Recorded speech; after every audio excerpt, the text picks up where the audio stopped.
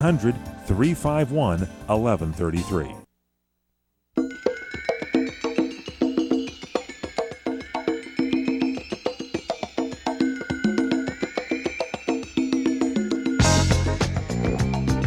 Welcome back to the PM Show Weekend Edition on CRN Digital Talk Radio. He's got that curved, he's got that smile on his face. I'm talking about Robert Conrad. When he hears this music, this kind of loosens him up a little bit. That's right. So, Janet, are you still there?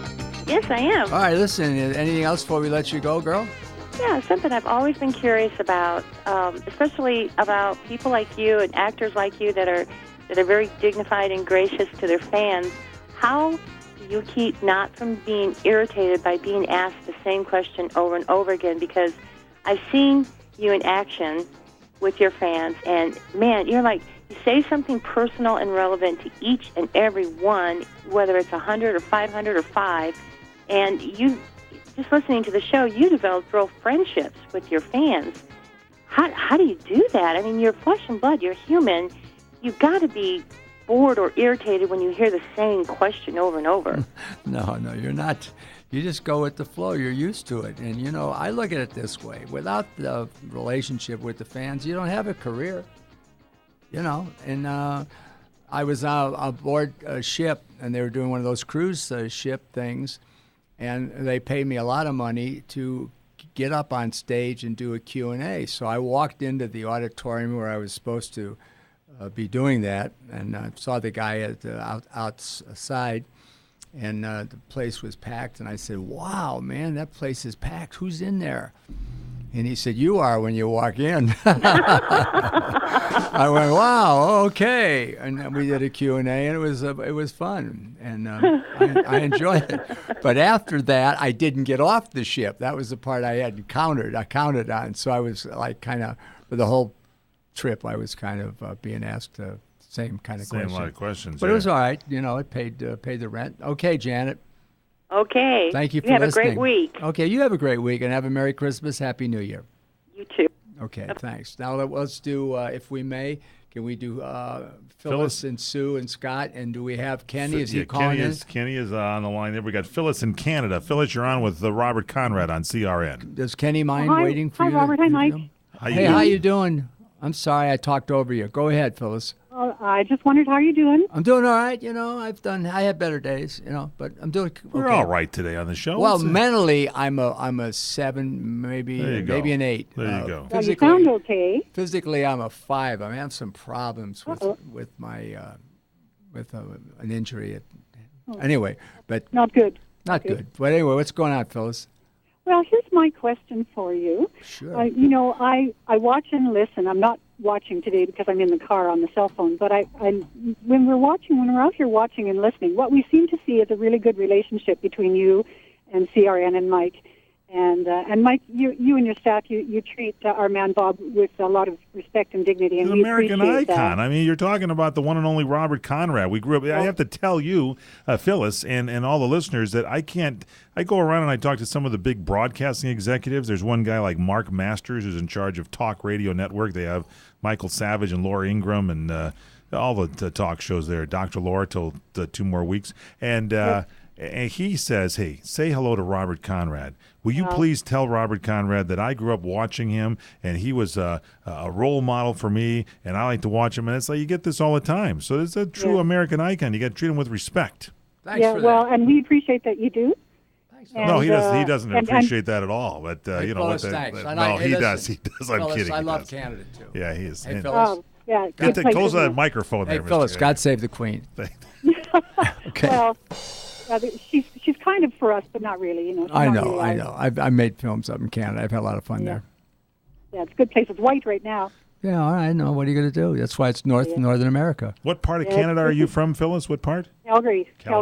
Ooh, Stampede area. Yeah, and Calgary Stampede. That's that's big party. That's the only rodeo I didn't do was the Calgary Stampede. Yeah, I heard you say that. Only one.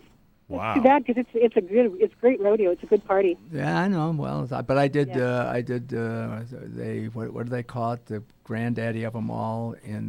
That's another. Oh, yeah. interesting. The Ottawa Giddy Up. Was that no, the one? no. This is. I just made that up. That's another one. All right, folks. We got to get to Sue in New Hampshire, and then we got to get to Kenny. Can I give you the rest of my question? Go, babe. What's the rest of it? Yeah, the rest of the question was, so when we see this great relationship, what I would like to know is, how did you go from a great concept to a great show? Because that doesn't always work.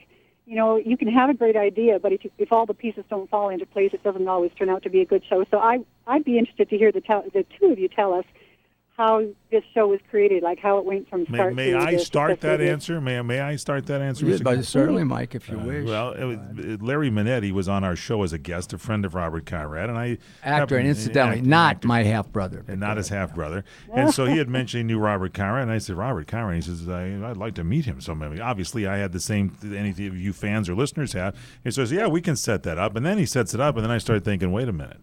I've heard of this Robert Conrad that, if you get him upset, he might give me a right or a left or something. Straight right hand. Straight right hand or the left hook. Left hook and comes so I afterwards. started, and then the lawsuit comes. Yeah, and then Thank the you. lawsuit. And they said, no, he'll be fine. So I go out and he's got those piercing eyes that, look at the camera and cut right through the camera and go back through your head and come back out the front again as he gives you that intimidating, piercing look. Mm-hmm.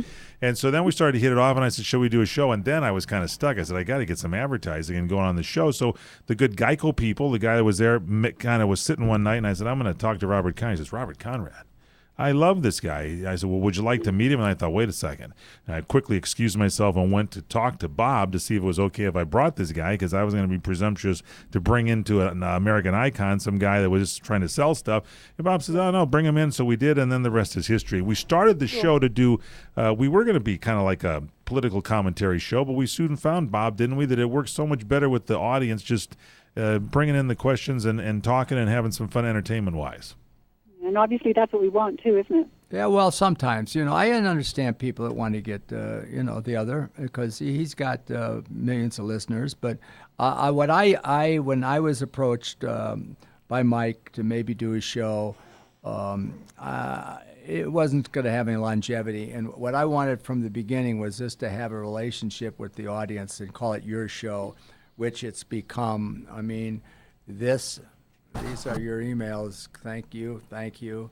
And, of course, the phones are jammed, unfortunately, but that's how it is. So the concept is a show on the air about the listeners. And I don't think there's another show on the air that does this, and I love it. And it's fun, Phyllis, and I got to let you go because I want to go to New Hampshire. Yep. Okay, great talking to you. Have a Merry Christmas. Merry Christmas, Phyllis, to you. Thank you, dear. Take care. Phyllis, Okay. it's about time you call. Thank you so much for the call. Boot time. They don't talk like that in Canada. Oh, come on, you hosehead. You know what they do. Come on. Let me talk. Oh, my gosh. All right, let me tell you this beautiful girl from, are you ready? New Hampshire. How are you, Sue? Hey, listen, Sue, before we talk, Mary hasn't, Mary called. I was going to say Mary wasn't going to call, but I just see her name come up. So I'm not mad at Mary anymore. She wrote me 2 nice letters. How are you, Sue?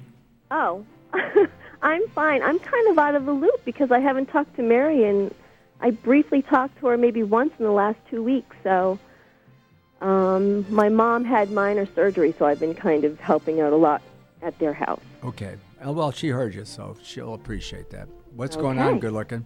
Hey, I'm just wondering if we have an air date for the PBS Pioneers of Television special yet. Hey, I know it's in January, but Yeah, it's coming up. I don't know. I should call over there and Yeah, find let's out get the because air I'm date. kind of interested. I will publicize it because I was really happy with that show and the way it turned out. We're going to go to commercial, then we're going to talk to you, Sue, and then Kenny's been waiting patiently, so we've got to go to Our Kenny. guest is coming up here. Yeah, we guys got a new movie So coming up. anyway, let me give Kenny Sue. Call and more. Stay with us. When was the last time someone offered you a second chance to save thousands of dollars? If you owe the IRS or state at least $15,000, American Tax Relief is offering you a second chance to eliminate up to